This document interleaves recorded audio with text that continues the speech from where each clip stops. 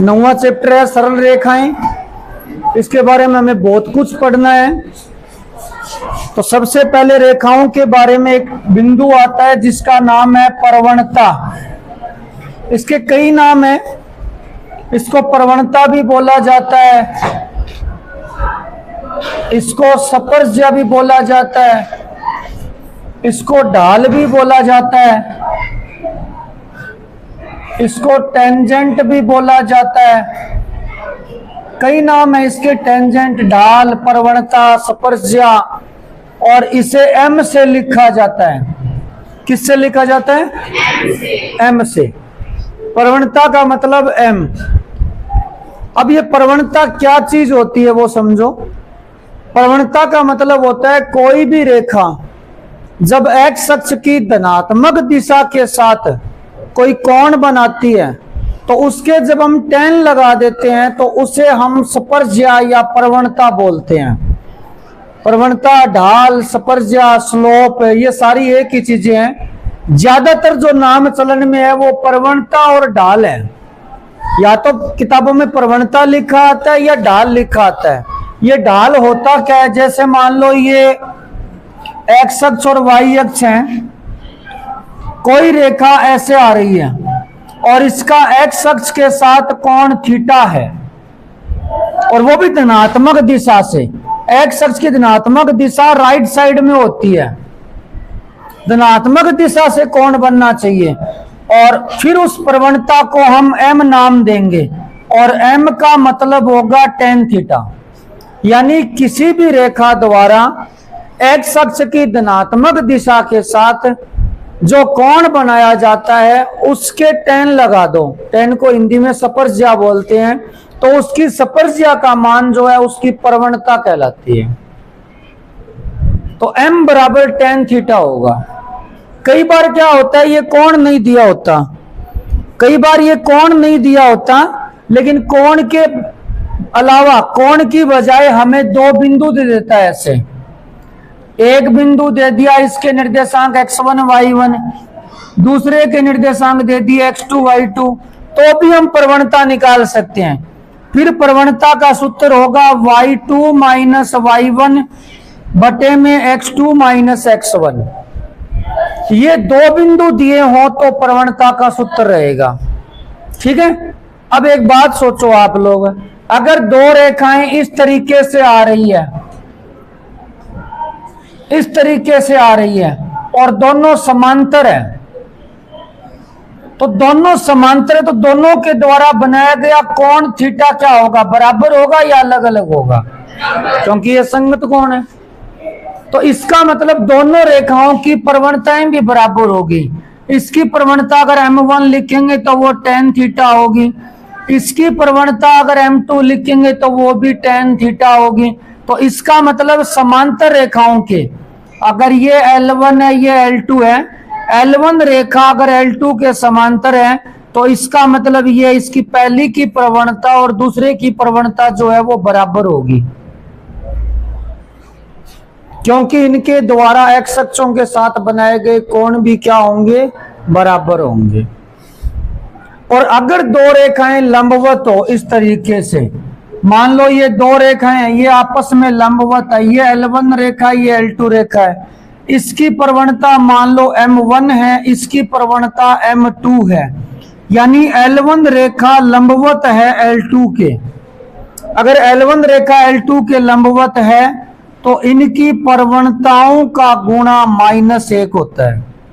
ये कैसे होता है, क्यों होता है, आपको थोड़ी देर बाद में टॉपिक आगे बढ़ेगा तब मैं आपको सिद्ध करके दिखाऊंगा कि इनकी प्रवणताओं का गुणा -1 क्यों होता है। अगर इसकी प्रवणता मान लो √3 है, इसकी प्रवणता कितनी है, √3। मान लो ये एंगल 60 डिग्री है और ये एंगल 60 डिग्री है, तो tan 60 का मान कितना आएगा, tan 60 का मान तू कर ले, कोई और फोन लेके, कोई और फोन लेके कर ले। थीटा 60 डिग्री है तो प्रवणता कितनी हो जाएगी, m बराबर tan 60, tan 60 का मान √3 होता है। तो इसकी प्रवणता अगर √3 है तो दूसरे की प्रवणता भी कितनी होगी, √3 होगी। अब मान लो इसकी प्रवणता 2 है, इसकी प्रवणता 2 है पहली रेखा की। तो अगर दूसरी की प्रवणता आपको निकालनी है, m1 का मान 2 है तो m2 का मान कितना आएगा? देखिए m2 का मान आएगा -1/2, यानी दूसरी रेखा की प्रवणता जो है उसकी विपरीत एकदम। इसकी प्रवणता अगर 2 है तो उसकी -1/2 होगी, उल्टी भी होगी और साथ में माइनस भी होगी। आप ये कह सकते हो m1 गुना m2 है तो आपको अगर m2 का मान निकालना है तो -1/m1 करना होगा। हमारे ऐसे सवाल आएंगे, दो रेखाएं आपस में लंबवत है, एक रेखा की प्रवणता 1/3 है तो दूसरी रेखा की प्रवणता कितनी होगी? तो यहां हम रख देंगे उसमें 1/3, तो वो आ जाएगा -3। कितना आ जाएगा? -3। अब मान लो दो रेखाएं लंबवत है इस तरीके से, दोनों के बीच में एंगल 90 डिग्री है। ये कोई दो रेखाएं एक्स अक्ष वाई अक्ष नहीं बना रहा मैं एक बार। अब इसकी प्रवणता को ये कह दे 1 है, m का मान 1 है मान लो, तो दूसरे की प्रवणता कितनी होगी? m2 का मान -1/m1 कर दो, और -1/m1 करोगे तो उत्तर कितना आ जाएगा? अगर पहली रेखा की प्रवणता 3 है और दो रेखाएं लंबवत है तो दूसरी की प्रवणता कितनी होगी? -1/3 होगी। और अगर दो रेखाएं समांतर है तो उनकी प्रवणताएं क्या होंगी? बराबर। ये दोनों शर्तें आपको याद रखनी है। अगर कोई रेखा x अक्ष के साथ 45 डिग्री कोण बनाती है, कितना डिग्री? 45, तो उसकी प्रवणता कितनी होगी? अगर कोई रेखा है इस तरीके से, ये x अक्ष है, ये y अक्ष है, और वो रेखा x अक्ष के साथ 45 डिग्री कोण बना रही है ऐसे, तो प्रवणता कितनी होगी? ये सूत्र लगा दो। क्या होगी प्रवणता? m बराबर बोलो, m बराबर प्रवणता होगी tan 45। tan 45 का मान कितना हो गया? 1। बात समझ में आ रही है? अब एक छोटी सी बात बताओ मेरे को, सोच के बताना जरा। अगर कोई रेखा x अक्ष के समांतर है, जैसे मान लो ये x अक्ष है, ये y अक्ष है, एक रेखा ऐसी जो x अक्ष के समांतर चल रही है L1, इसकी प्रवणता कितनी होगी? इस L1 की प्रवणता m। प्रवणता कैसे निकालते हैं? प्रवणता निकालने के लिए क्या चाहिए? थीटा चाहिए। और ये थीटा बनता कहां है? x अक्ष और उस रेखा के बीच में। जैसे यहां थीटा था, यहां थीटा 45 था, यहां थीटा 60 था। कोण बनाना है x अक्ष के साथ। मैं प्रवणता की डेफिनेशन दोबारा बता देता हूं। किसी भी रेखा द्वारा x अक्ष की धनात्मक दिशा के साथ जो कोण बनता है थीटा, उसके tan लगाने से प्रवणता बनती है। अब मुझे ये बताओ, मुझे इसकी प्रवणता निकालनी है तो आपको ये देखना पड़ेगा इसका x अक्ष के साथ कोण कितना है। ये रेखा x अक्ष के साथ कितना कोण बना रही है? 0 डिग्री बनेगा। कितना बनेगा? 180 भी बोल सकते हो, एक ही बात है। 0 डिग्री बोलेंगे अपन, 0 डिग्री। तो प्रवणता कितनी हुई बोलो? m बराबर में tan 0 डिग्री, मान कितना आएगा? 0। तो x अक्ष के समांतर यदि कोई रेखा है तो उसकी प्रवणता कितनी होगी बताओ? लिखिए ना हमने अभी क्या लिखी है, दोबारा बताओ। x अक्ष के समांतर रेखा की प्रवणता कितनी होगी? 0। और x अक्ष की प्रवणता कितनी होगी? अब बोलो। x अक्ष की प्रवणता पूछ रहा हूं मैं, खुद x अक्ष की। तो आप ये देखो ना, खुद x अक्ष के साथ कोण कितना बनाएगा? 0 बनाएगा। कितना बनाएगा? 0 बनाएगा। तो प्रवणता अगर निकालनी है तो अगर दो रेखाएं इस तरीके से है, मैं दो रेखाओं के बीच में कोण बता रहा हूं। अब दो रेखाओं के बीच में कोण कैसे निकलेगा? 10वीं क्लास तक तो हमने केवल रेखाओं के ग्राफ बनाए थे, अब रेखाओं के बारे में बहुत कुछ पढ़ेंगे। तो इसके अंदर दूसरा टॉपिक है रेखाओं के बीच में कोण निकालना। अब दो रेखाओं के बीच में जो ये न्यून कोण होता है थीटा, मुख्यतः तो यही लिया जाता है। बाकी दो रेखाओं के बीच में कोण ये भी नाप सकते हैं। अगर दो रेखाओं के बीच में ये वाला कोण 60 है तो ये भी तो इनके बीच में ही है, ये वाला 120 हो जाएगा। हम एक ऐसा सूत्र है जिसके द्वारा दोनों एक साथ निकाल सकते हैं। और वो क्या सूत्र होता है? वो सूत्र ये होगा tan थीटा बराबर m1 माइनस m2 बटा 1 प्लस में m1 m2, और इसके आगे मापांक लगाएंगे या प्लस माइनस दो निशान लगाओगे, या तो मापांक लगा दो या प्लस माइनस दो निशान लगा दो, एक ही बात है। ये फॉर्मूला कब काम आएगा सुनो, ये टेन थीटा प्रवणता वाला नहीं है। ये जो थीटा यहां दोनों रेखाओं के बीच में कोण निकालने का फॉर्मूला है, ये प्रवणता वाला टेन थीटा नहीं है। मैं यहां क्लियर कर रहा हूं, ये प्रवणता वाला टेन थीटा नहीं है। ये थीटा कोई एक्स अक्ष के साथ थोड़ी है। वहां जो थीटा होता है वो तो रेखा का किसके साथ कोण होता है, एक्स अक्ष के साथ होता है। ये थीटा दोनों रेखाओं के बीच है। तो दोनों रेखाओं के बीच में अगर कोण निकालना आपको 60 डिग्री है, 30 डिग्री है या 45 डिग्री है, तो आप लोग इस फॉर्मूले के द्वारा निकाल सकते हो। हाँ, इसमें जरूरत किसी की पड़ेगी, m1 और m2 क्या है, इस रेखा की प्रवणता m1 है, इस रेखा की प्रवणता m2 है। तो कोण तभी निकल सकता है जब आपके पास उन दोनों की प्रवणताएं हों। अगर आपके पास उनकी प्रवणता नहीं है तो आप फॉर्मूला लगा के कोण नहीं निकाल पाओगे। तो कोण निकालने का ये फॉर्मूला है। बाई चांस ये मान लो जैसे एक रेखा है, उसकी प्रवणता आपको दे दी √3, एक प्रवणता दे दी 1/√3, मतलब m1 का मान √3, m2 का मान 1/√3 है। तो आप यहां सूत्र लगा के और कोण निकाल सकते हो। आगे सवाल आएंगे बहुत सारे, तब कर लेंगे। फिलहाल ये मानो, अगर मान लो थीटा बराबर 0 डिग्री हो जाए, पहली कंडीशन, केस फर्स्ट, पहला मामला, पहली कंडीशन, थीटा बराबर 0। अगर ये थीटा 0 हो जाए, थीटा 0 होने का मतलब क्या हुआ, ये थीटा 0 कब हो सकता है बताओ, क्या कंडीशन बनेगी थीटा 0 हो जाएगा। अब जैसे ये दो रेखाएं हैं तो इनके बीच में तो एंगल बन रहा है, ये 0 कब होगा, जब दोनों क्या होंगी, संपाती या समांतर। समांतर होंगी तभी भी तो 0 हो सकता है ना एंगल। तो यानी ये शर्त हो गई थीटा बराबर 0 जब L1 रेखा समांतर हो L2 के। तो मैं थीटा बराबर 0 कर रहा हूं इस फॉर्मूले में और देखते हैं क्या होता है। तो थीटा की जगह 0 कर रहा हूं, तो tan 0 बराबर plus minus m1 minus m2, 1 plus में m1 m2। tan 0 का मान क्या होता है जरा बताना, tan 0 का मान 0 होता है, बराबर में plus minus m1 minus m2, 1 plus में m1 m2। प्लस माइनस 0 में चला जाएगा, कोई फर्क नहीं पड़ेगा, इसका 0 से गुणा हो जाएगा, बचेगा क्या बताओ, m1 माइनस m2 बराबर है, यहां से साफ पता चल रहा है अगर m2 इधर ले जाएं तो m1 बराबर क्या हो गया। थोड़ी देर पहले मैंने आपको बताया था, अगर दो रेखाएं अगर समांतर आ रही हो, ये समांतर ही तो लिया है हमने, दो रेखाएं समांतर आती है तो उनकी प्रवणताएं क्या आती है, तो ये हमने यहां साबित भी कर दिया।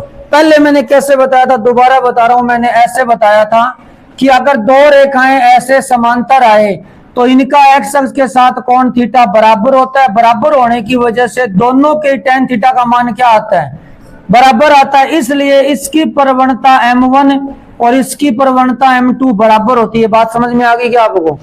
अब मैंने दूसरे तरीके से बताया, अब मैंने कोण का सूत्र लगा के बताया, ये दोनों रेखाओं के बीच कोण निकालने का फॉर्मूला है, इसमें मैंने थीटा 0 कर दिया। थीटा 0 करने का मतलब क्या है, दोनों रेखाएं क्या है, समांतर, ये थीटा 0 है इनके बीच में, ये दोनों समांतर है। जब मैंने थीटा 0 करके देखा इसमें तो tan 0 का मान 0 हो गया, थोड़ी सी कैलकुलेशन की m1 बराबर m2 आ गया। इसका मतलब यहां भी ये बात साबित हो रही है, अगर दो रेखाएं समांतर है तो इनकी प्रवणताएं क्या होंगी, बराबर होंगी। अब लंबवत करके देखते हैं दूसरा केस सेकंड।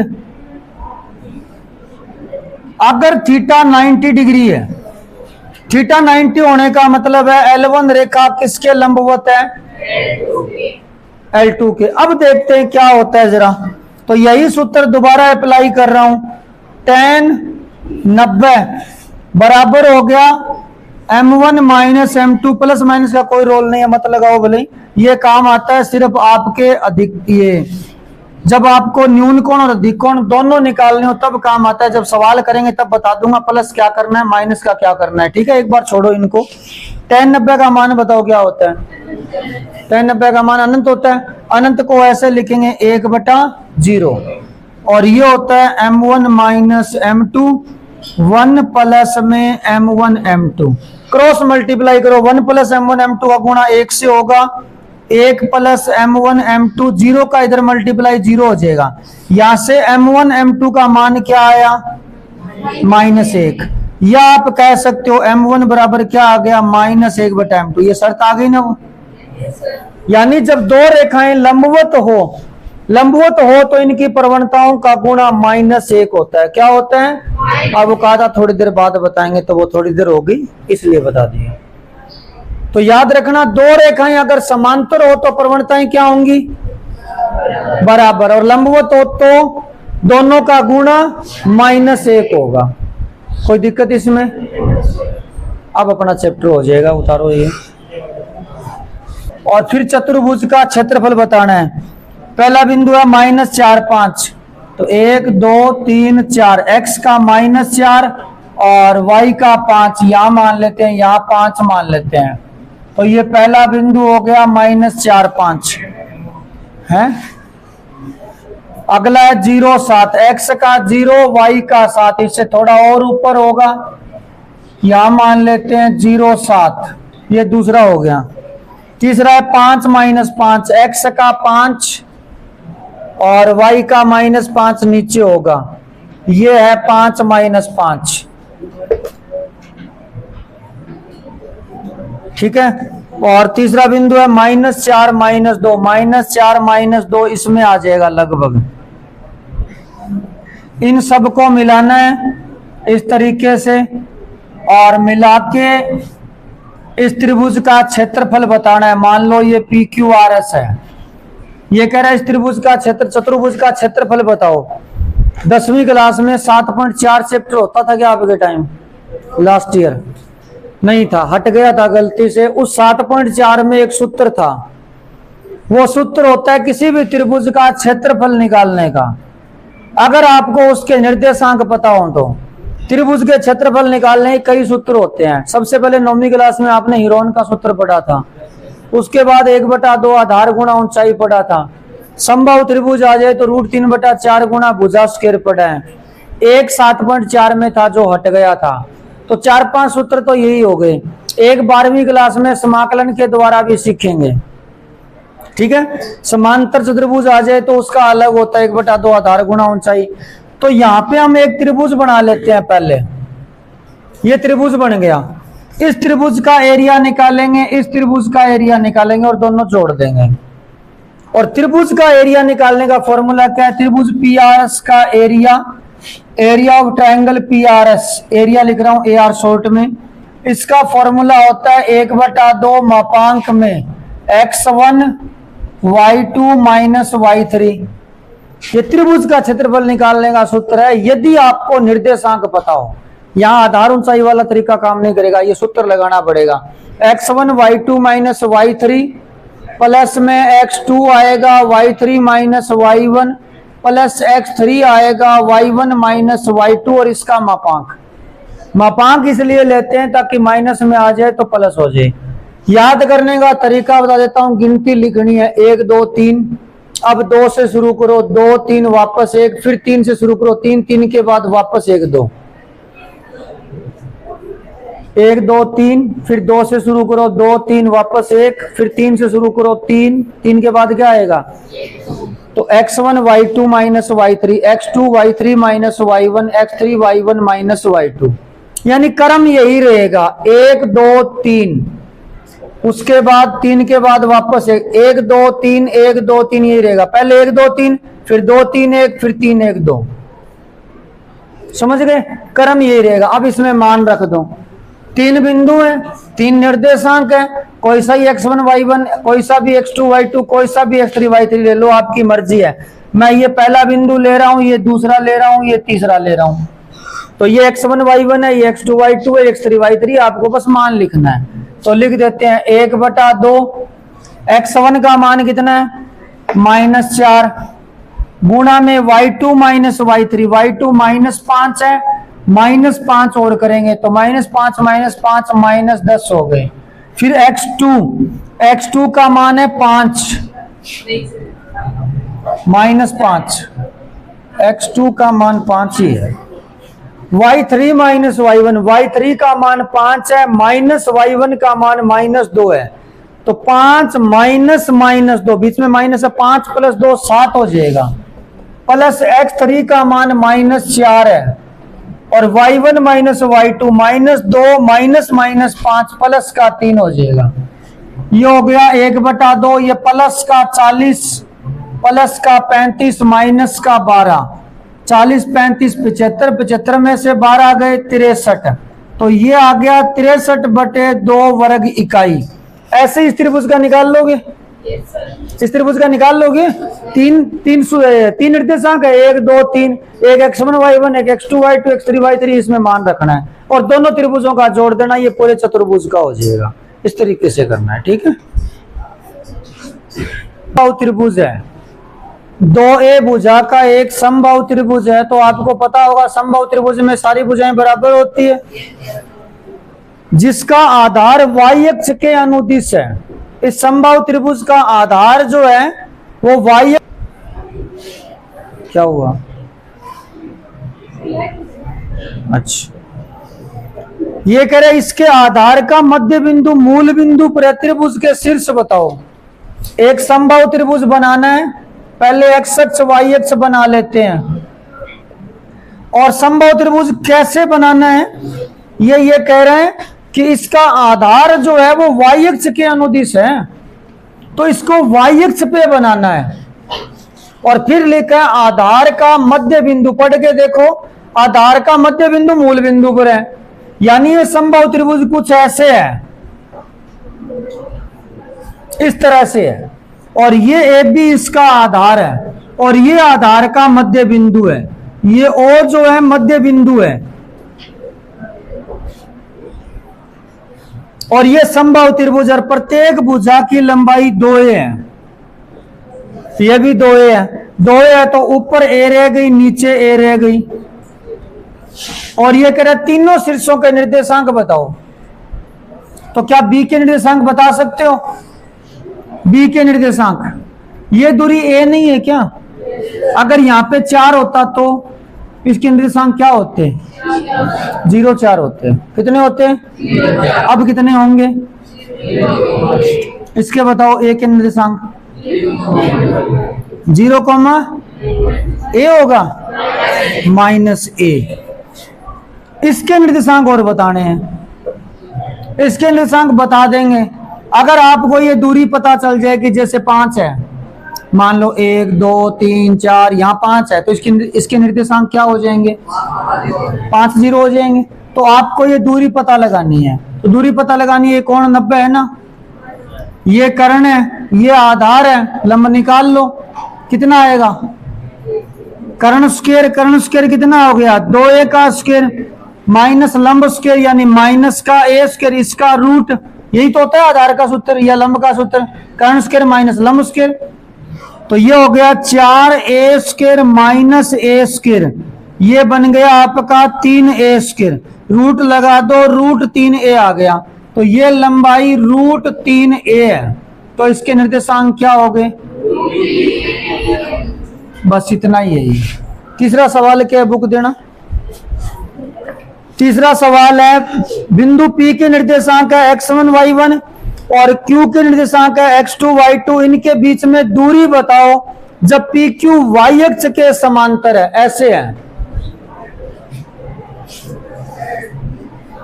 एक और डायग्राम बनेगा, इसमें 2 बनेंगे। पहले तो P और Q लेने हैं y अक्ष के समांतर, ऐसे लेना है। यहां P है x1 y1 और यहां Q है x2 y2, ये y अक्ष के समांतर लेना है PQ, और इनके बीच में दूरी निकालनी है। तो चलो दूरी का सूत्र लगा देते हैं, क्या होता है जरा बताना। x2 माइनस x1 का whole square, y2 minus y1 का होल स्क्वायर, ये दूरी है। पर इसमें थोड़ा सा एक ट्विस्ट है, क्या है? ये P है, ये Q है। सोचो यहां x का मान 2 है, तो यहां x का मान कितना होगा 2, यहां x का मान कितना होगा, इसका मतलब x का मान दोनों जगह सेम है कि नहीं है सेम। चेंज तो सिर्फ y का ही होगा, यहां y का अलग है, यहां y का अलग है, तो इसका मतलब यहां x1 और x2 इक्वल है, तो इक्वल है तो रख दो, x2 की जगह x1 ही कर दो।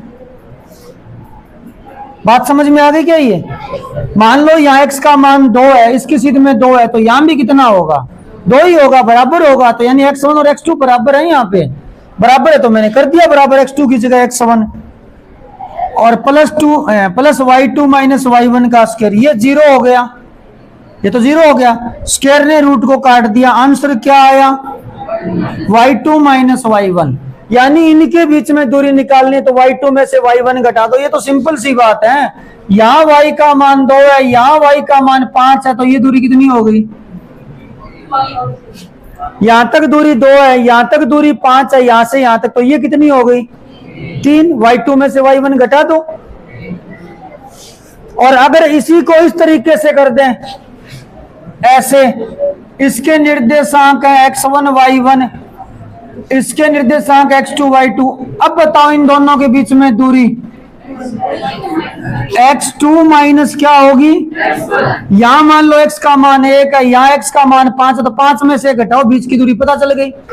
लेकिन करेंगे कैसे, ये तो डायरेक्ट तरीका हो गया समझने का, यही फॉर्मूला लगाना है PQ पर। अब की बार आप सब देखो, यहां मान अगर y का 2 है तो यहाँ y का मान 2 होगा, और यहाँ भी y का मान कितना होगा, इसकी सीध में तो 2 ही होगा, तो y1 और y2 आप अब बराबर है, तो बराबर है तो यहाँ y2 की जगह y1 कर दो, तो PQ दूरी क्या बन जाएगी, x2 माइनस x1 का स्क्वायर, y1 माइनस y1 का स्क्वायर, ये 0 हो गया, स्क्वायर ने रूट को काट दिया, बचा x2 माइनस x1, उतार लो। ये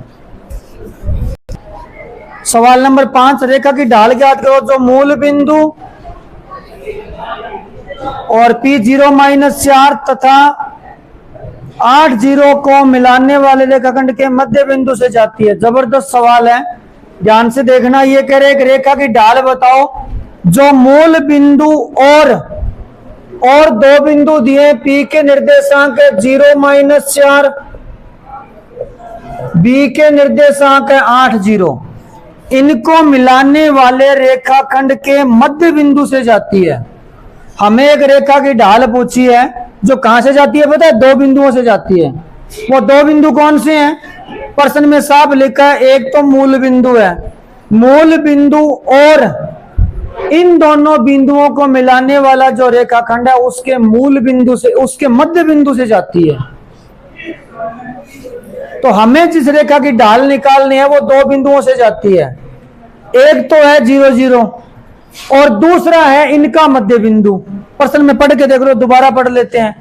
रेखा की ढाल बताओ जो बिंदु, जो मूल बिंदु और 0 माइनस 4 8 0 को मिलाने वाले रेखाखंड के मध्य बिंदु से जाती है। तो किन 2 बिंदुओं से जाती है, एक तो मूल बिंदु और दूसरा इनका मध्य बिंदु। तो पहले इनका मध्य बिंदु निकाल रहा हूं मैं, और मध्य बिंदु का फॉर्मूला 10वीं क्लास 7.2 वाला। मध्य बिंदु का सूत्र होता है x1 प्लस x2 बटा 2 और y1 प्लस y2 बटा 2। तो क्या बन गया मध्य बिंदु, इनका मध्य बिंदु R मान लेता हूं, तो x1 प्लस x2 0 प्लस 8 8 बटा 2 माइनस 4 प्लस 0 माइनस 4 बटा 2। तो R के निर्देशांक हो गए 4 और माइनस 4 में 2 का भाग माइनस 2। ये वो मध्य बिंदु है। रेखा इससे भी जाती है और मूल बिंदु 0 0 से भी जाती है, इन दोनों से जाती है। और जब रेखा 2 बिंदुओं से जाए, 0 0 से भी जाए और 4 माइनस 2 से भी जाए, तो इसकी ढाल पूछी है प्रवणता, ढाल ही पूछी होगी। और जब 2 बिंदुओं से कोई रेखा जाए तो ढाल का फॉर्मूला क्या बताया, फॉर्मूला बताया आपको y2 माइनस y1, कोई सा ही मान लो y2 माइनस y1, कोई फर्क नहीं पड़ेगा। ये y2 मान रहा हूं मैं, तो y2 माइनस 2 हो गया माइनस y1 0। अगर आप इसको y2 मान लोगे तो भी फर्क नहीं पड़ेगा, उत्तर सेम आएगा। x2 कितना है 4, x1 कितना है 0। तो उत्तर आ गया -2/4 -1/2। तो ये उस रेखा की प्रवणता है। इसका नेक्स्ट क्वेश्चन क्या है देखिए, छठा सवाल है, पाइथागोरस प्रमेय का प्रयोग किए बिना बताओ। ये कह रहा है पाइथागोरस प्रमेय यूज नहीं करनी है। मान लो P के निर्देशांक है, Q के निर्देशांक है 3, 5 और R के निर्देशांक है -1, -1। ये कह रहा है साबित करो ये समकोण त्रिभुज के शीर्ष है। पाइथागोरस प्रमेय नंबर 6, 3 बिंदु दिए हैं आपको और ये कह रहा है बिना पाइथागोरस प्रमेय का यूज किए बताओ ये समकोण त्रिभुज के शीर्ष है। ये सवाल कई तरीके से होता है, लेकिन जो अपने 11th क्लास के हिसाब से वो तरीका बता रहा हूं। पहले तो बता रहा हूं पाइथागोरस प्रमेय से कैसे होता है। पाइथागोरस प्रमेय से आप क्या करोगे, PQ दूरी निकालोगे, QR दूरी निकालोगे, PR दूरी निकालोगे और दो दूरियों का वर्ग करोगे, वो तीसरी के वर्ग के बराबर होनी चाहिए। यही होती है पाइथागोरस प्रमेय। यानी तीनों दूरियां निकालेंगे PQ, QR, PR, दो दूरियों का वर्ग करेंगे। दूरी कितनी आएगी 4 - 3 1, 1 का स्क्वायर 1, 5 - 3 2 का स्क्वायर 4, 1 और 4 5। ये दूरी आ गई √5। इनके बीच में निकालो 3 और 1 4, 16, 5 और 1 6, 36, 36 और 6 42। ये √42 आएगी। इसके बीच में 5 का वर्ग 25 और 3 और 1 6, 5 का वर्ग 25, 3 और 1 4 का वर्ग 16, ये 31 नहीं 36 या 37 है। 37 और 5 ये 42 और ये 42 बराबर हो जाएगी। तो ये तो हो जाएगा दूरी का सूत्र, लेकिन हमें ये सूत्र नहीं लगाना है। इसमें क्या बोला गया है, पाइथागोरस प्रमेय यूज नहीं करनी है। तो अब हम क्या यूज करेंगे, प्रवणता। क्योंकि हमने इस चैप्टर में एक चीज पढ़ी है कि अगर दो रेखाएं लंबवत हो तो उनकी प्रवणताओं का गुणा -1 होता है। पढ़ा है ना? तो हम वही चीज यूज करने वाले हैं। तो पहले हम प्रवणता निकालेंगे PQ की। आ जाओ, PQ की प्रवणता निकालेंगे और प्रवणता का सूत्र रहेगा y2 - y1 और x2 - x1। ये 2/-1 -2 आ गई। अब QR की प्रवणता निकालो। ये मान लेते हैं M2। QR की प्रवणता y2 - y1 -1 -5, x2 - x1 -1 -3। ये -6/-4 3/2 आ गई। अब PR की प्रवणता निकालो M3। PR की सूत्र क्या लगाओगे, वही y2 - y1 है तो -1 -3, x2 - x1 -1 -4। तो -4 निर्देशांक गलत लिखे हुए हैं। 4 4 3 5 -1 मैं यही तो कह रहा हूँ, निर्देशांक गलत लिखे हुए हैं। यहाँ 4 4 होगा। दोबारा देखो PQ के निर्देशांक 5 -4 होगा यहाँ पे और ये 3 -4 सी है। 5 -4 हो गया, 1 नीचे -1 हो गया। QR के प्रवणता कितनी होगी -1। ये तो सेम है ना QR की, तो ये तो ठीक है। PR की प्रवणता दोबारा देखो, PR की -1 में से 4 घटाएंगे -4, -1 में से 4 घटेगा -4, ये आ गया -5/-5 1 आ गया। अब आप M1 और M3 का गुणा करके देखो कितना आएगा -1। इसका मतलब ये हो गया ये दोनों रेखाएं लंबवत है। तो यहाँ PQ PR के लंबवत है, ये ऐसे है। PQ किसके लंबवत है, PR के। ये लंबवत है इसीलिए तो इनकी प्रवणताओं गुणा कितना आया है -1, यानी ये समकोण त्रिभुज है। तो प्रवणताओं से कैसे चेक किया हमने, प्रवणताओं से चेक किया। पहले इसकी प्रवणता निकाल ली PQ की, QR की निकाल ली, PR की निकाल ली। ये दोनों लंबवत है। अब लंबवत है तो लंबवत किस त्रिभुज में होते हैं, तो ये समकोण त्रिभुज साबित हो गया। बस ऐसे करना है, ठीक है। रेखा का समीकरण नहीं है, प्रवणता पूछिए भाई। समीकरण तो अभी हमने पढ़ा ही नहीं है, तो इस सवाल में समीकरण शब्द काट के प्रवणता कर लो। उस रेखा की प्रवणता पूछिए जिसका y अक्ष की धन दिशा के साथ वामावर्त दिशा में माना गया कोण, बनाया गया कोण 30 डिग्री है। क्या करना है इसमें देखिए, ये x अक्ष है, ये y अक्ष है। इसने कोण कहां का है सुनो, y अक्ष की धन दिशा। y अक्ष की धन दिशा किस साइड होती है, ऊपर की साइड होती है, वाई एक्स की धन दिशा ऊपर की साइड होती है, पर इसने ये और का है धन दिशा तो है, पर कोण वामावर्त नापना है वाई एक्स से। वामावर्त का मतलब है ऐसे, ये साइड है, धन दिशा तो ऊपर हो गई, रेखा ऐसे बनेगी और ये कोण 30 डिग्री का है। इस रेखा की प्रवणता पूछी है, लेकिन हम जो प्रवणता का सूत्र लगाते हैं m बराबर tan थीटा, इसमें जो थीटा होता है वो कोण कहां बनता है, एक्स अक्ष के साथ बनता है, और वो भी धन दिशा के साथ बनता है। तो धन दिशा एक्स अक्ष की तो इस रेखा से इधर है, तो हमें तो ये वाला कोण ढूंढना पड़ेगा, तब मैं थीटा रखूंगा यहाँ पे। तो यहाँ थीटा 30 है, ये 30 है, तो ये सामने वाला भी कितना हो गया, ये 30 है, ये 90 है, तो ये कितना बचा 60, ये 60 है, तो ये कितना बचा, तो हमारा थीटा 120 है, रख दो।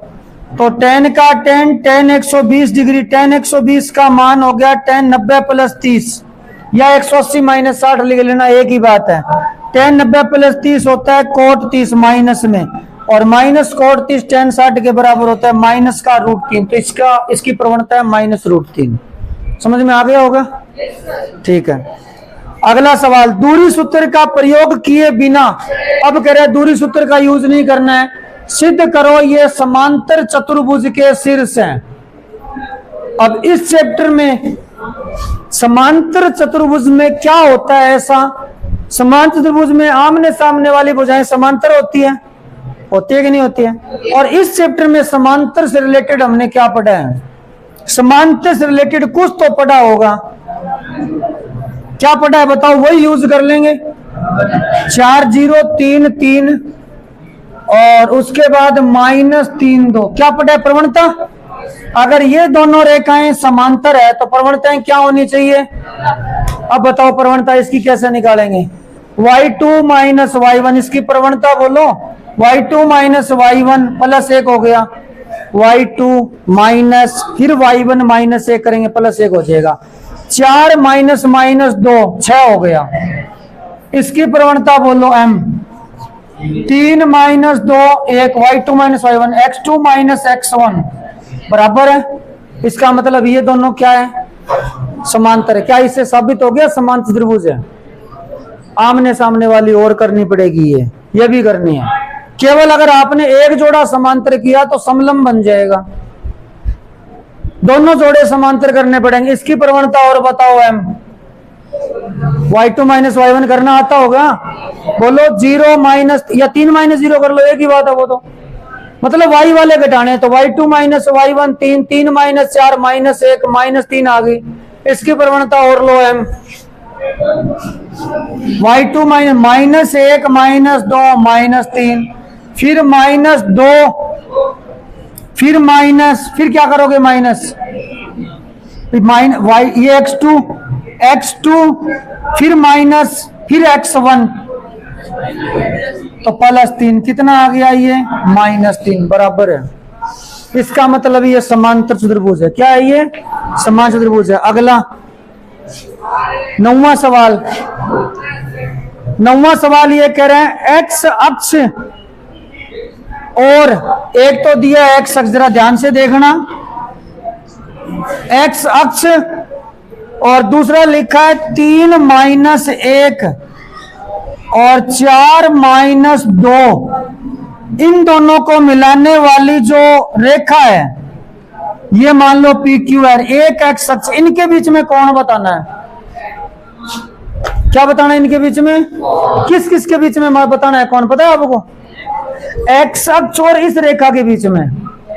आपको सूत्र याद है कौन का, दो रेखाओं के बीच में कौन निकालने का ये फॉर्मूला होता है, tan थीटा बराबर m1 minus m2 1 plus m1 m2। क्या चाहिए इसमें बताओ, प्रवणता चाहिए, तो एम प्रवणता बताओ, एक्स अक्ष की प्रवणता 0, m1 का मान तो 0 हो गया, इसकी प्रवणता बताओ कैसे निकालूं, इतनी देर के गीत थोड़ी गा रहे थे, प्रवणता ही तो निकाल रहे थे, कैसे निकाल रहे थे, y2 माइनस y1 प्लस 1 हो गया, x2 माइनस x1 है, 4 माइनस 3 कितना हो गया, 1, कितना बचा ये, रख दो मान, मान रख दो फटाफट। m1 का मान 0, m2 का मान -1, 1 प्लस m1 का मान 0, m2 का मान -1, क्या उत्तर आ गया? 1/1, 1 आ गया। तो इन दोनों के बीच में कोण 45 डिग्री है। कितना डिग्री है? 45। कैसे पता चला? यानी यहां से tan थीटा का मान 1 आ गया, थीटा का मान 45 आ गया। अब एक बार डायग्राम बना के देखते हैं इसका। ये x अक्ष है, ये बिंदु मिलाओ, 3 - 1 कहां होगा? x का मान 3 ये रहा, लगभग यहां मान लो, तो y का मान -1 यहां, तो ये बिंदु है 3 - 1। 4 - 2 कहां होगा?